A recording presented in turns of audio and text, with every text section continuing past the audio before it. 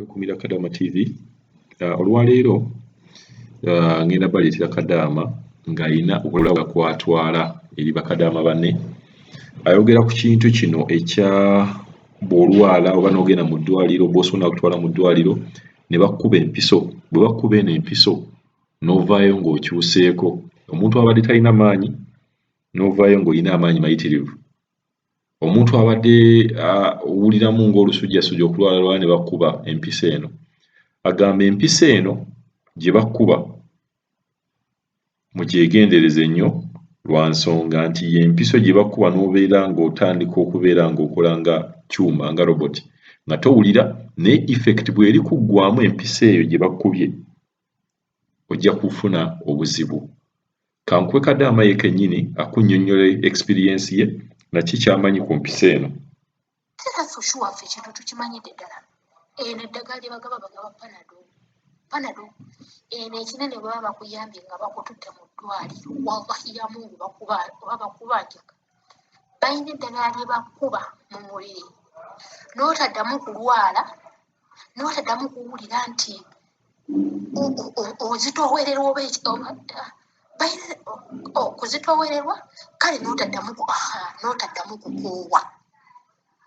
Era kasita kakutanda ogwoyoza olubuto lunnuma legerege balina eddagala lye bakkuba abantu bano bennyini bano amalwaliro g'abantu bano nga bakkuba eddagala nga toddamu kukoowa nga gwe toddamu kuwulira bulumi ate munange nga n'okulwala toddamu kulwala. Naye kati eddagala eryo lirina resolution period zaalwo nti lirina we lituuka ne likuggwaamu. Kati we likuggwaamu ebintu ebyali bikuluma ne bidduka. Accidentally be babaana be tulaba sometimes ng'afudde n'afa naye nga litegedde kale oba n'atuuka waabwe n'akutuka kutuse n'afa bakitegeera naye nga bakkuba eddagala ery'obutakoowa. Bannango bali baddagala ki nga gwe tokoowa.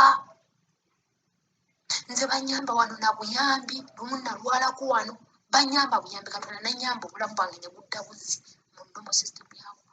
Naye nze bankwatako wano akagatona mu ggulu ng'omusujja gunnuma nga nsesema bannange nga buli kyendya kidda. Katonda ayamba bibye nazza obulamu bwange. Bankuba eddagala balimpisa mmesuwa bwe batu ku mukono naye nkulaga n'okutambula okuva mu ddwaliro okudda wano nga ndi mulamu katebule.